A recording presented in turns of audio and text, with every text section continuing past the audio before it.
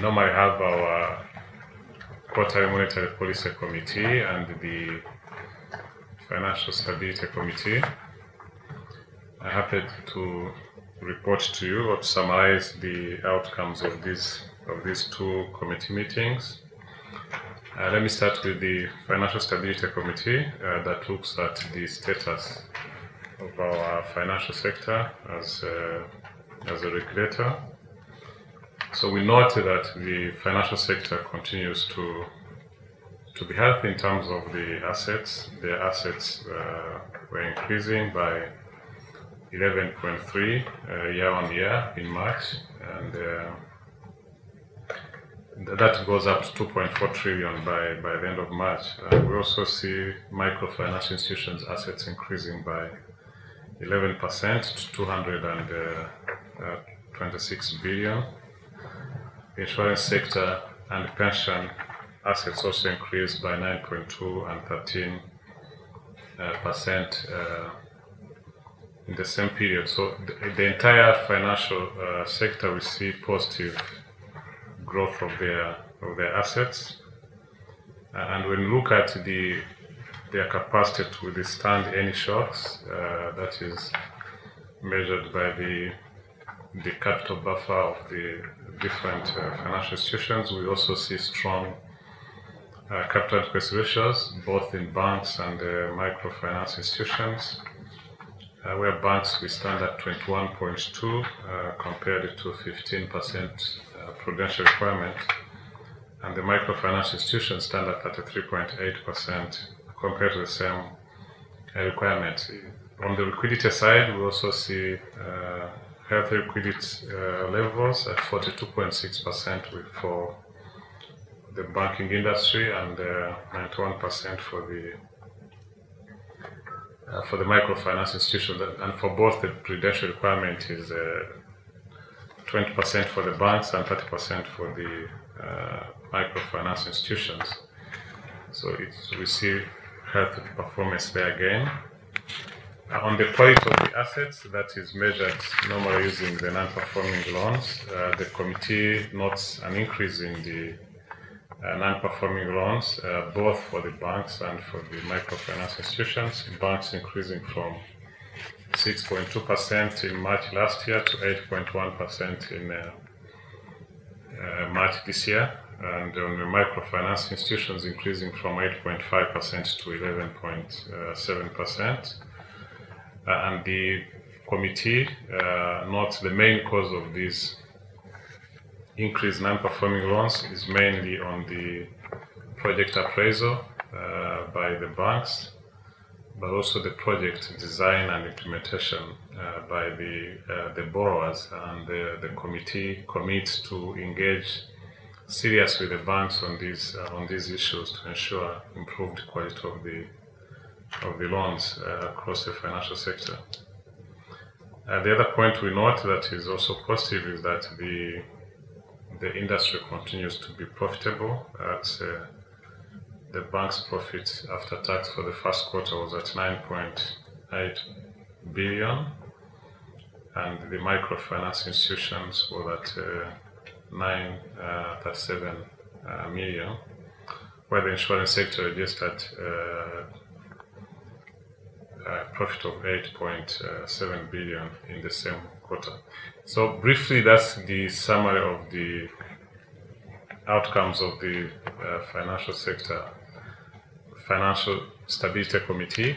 And when you look at the Monetary Policy Committee, that looks at the monetary policy and how that impacts on our mandate of economic stability. We normally start looking at the global environment, which, when we look at the current IMF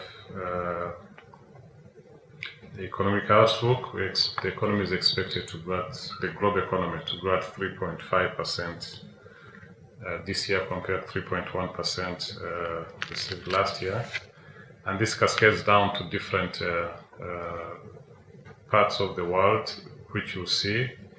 I think what's important to note here is on the sub-Saharan Africa that continues to expected to continue registering low growth. I think we had expected it to be above 3% this year, but the recent economic outlook from the IMF, I think, puts that at 2.6%.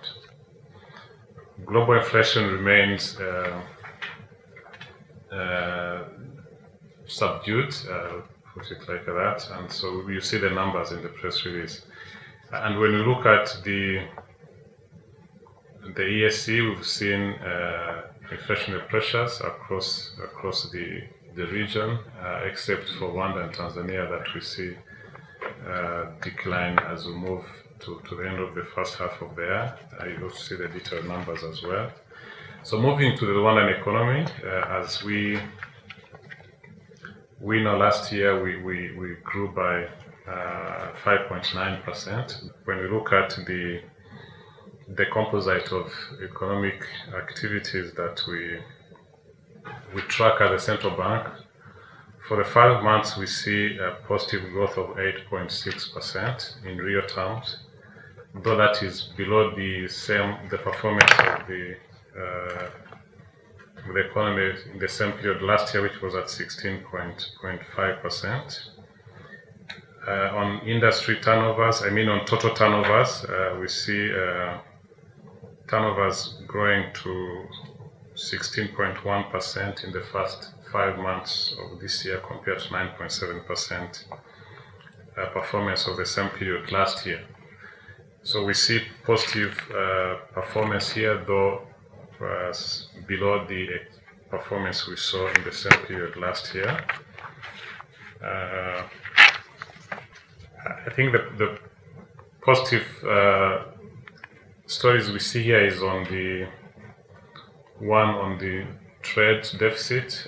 We see trade deficit reducing by 22.6% for the first 5 months. We see good performance in exports growing by that 7.2% in the first 5 months, and imports decreasing by 9.2%. So that has positive developments in terms of the cover of our imports compared to our exports. When we look at last year, the cover was at 22.3% in the first 5 months, and this year we sit at a 3.7% cover. And when we include informal exports and imports, then the cover goes up to that 8.6% compared to 27.5% achieved last year. This positive development in the trade numbers had a positive impact on the exchange rate market here. As said, the reduction in the trade deficit, this is coupled with completion of some big projects that were going on in the country. The last time we met here, inflation pressures had been mounting for quite some time. And since beginning of this quarter, we see downward trend in inflation. We saw, as communicated by the Institute of Statistics, in April we registered inflation of 7.3%. This has reduced to 6.5% in May, and we expect this to continue, this trend, and maybe by the end of the year we should be having an inflation between 5.5 and 6%. The other positive development is on the monetary aggregates. We see again good performance in monetary aggregates, though still slightly lower than our projections for the end of the year. The M3 increasing by 5.6% in the first 5 months, compared to 1.2% registered in the same period last year. Credit to the private sector increasing by 6.9%. This is outstanding credit increasing by 6.9% compared to 6.6% registered last year. And new authorized loans increasing by 9% compared to 2.7% registered in the first 5 months of last year. So looking at these developments and the good trends in inflation that is reducing, less pressures on the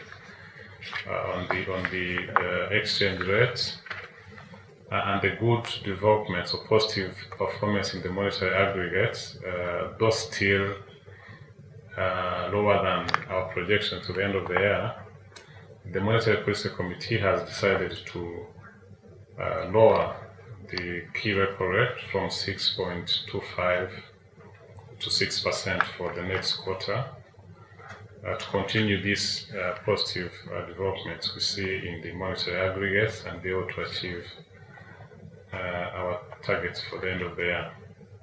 So briefly, that's what we have to communicate to you as the outcomes of the meetings of the Monetary Policy Committee and the Financial Stability Committee.